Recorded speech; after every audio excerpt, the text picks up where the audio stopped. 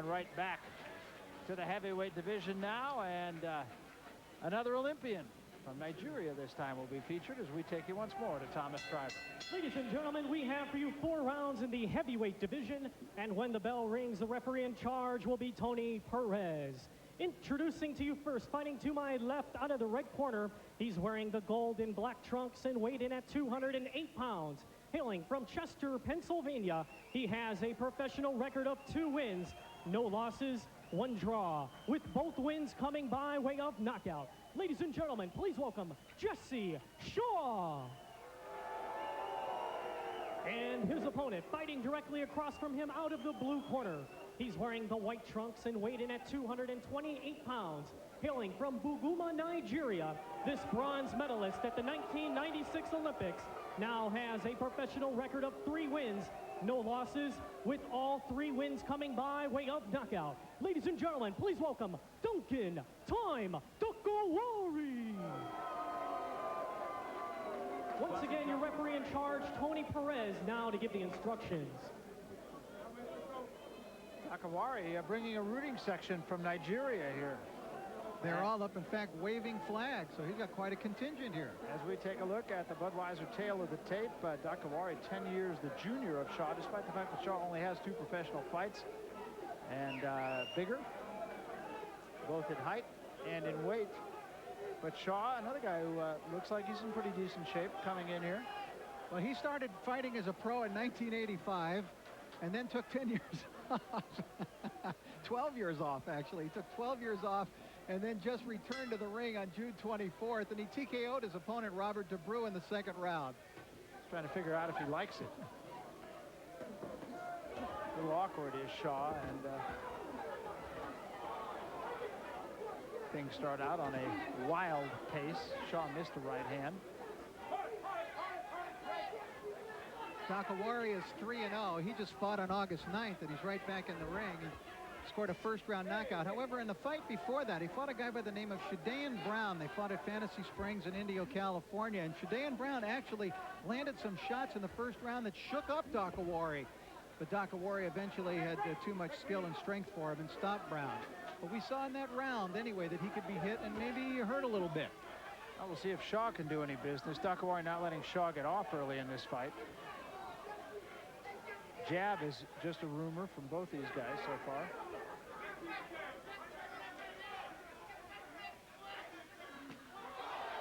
Right hand by Dokiwari, and he does have some power. Shaw is 34 years old. As we mentioned, he likes to take a long rest between fights. So he should have his next one. There's a right hand, and he went down like a long jumper.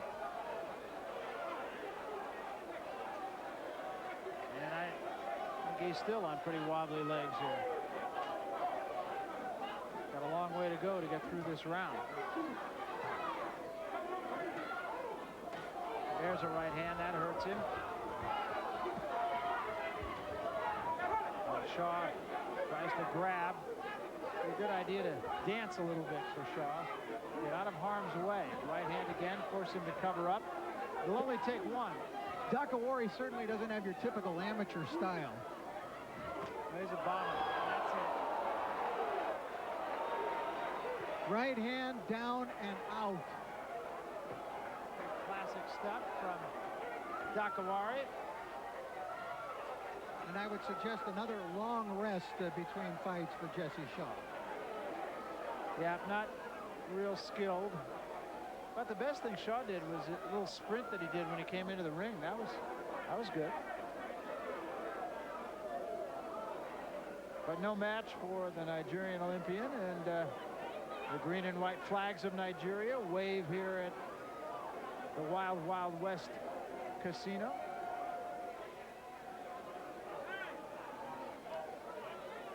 That right hand missed, but that one didn't. Right on the ear. And the right hand to the ear forced Shaw right on his nose. And there you see the flags of Nigeria, and joy reigns here at Bally's Park Place in Atlantic City. Dokiwari now 4 up and none down, and we're coming back. We welcome you back to Bally's here in Atlantic City. We have seen another heavyweight whack-out, Duncan Dokiwari whacking his opponent in the first round. Now let's make it official, though, as we go to Thomas Stryber. Thomas? Ladies and gentlemen, we have the official time, 2 minutes, 1 second of round number 1. Referee Tony Perez waves off the count of 10 with your winner by way of knockout, Duncan "Time" Dokiwari.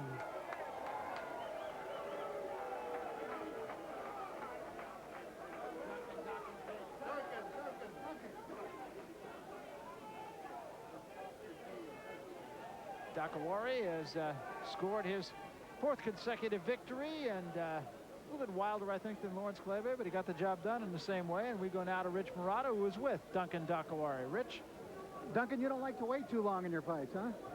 Well, you know, first of all, soon as you yeah, you know, I just came in here to do what I've been told.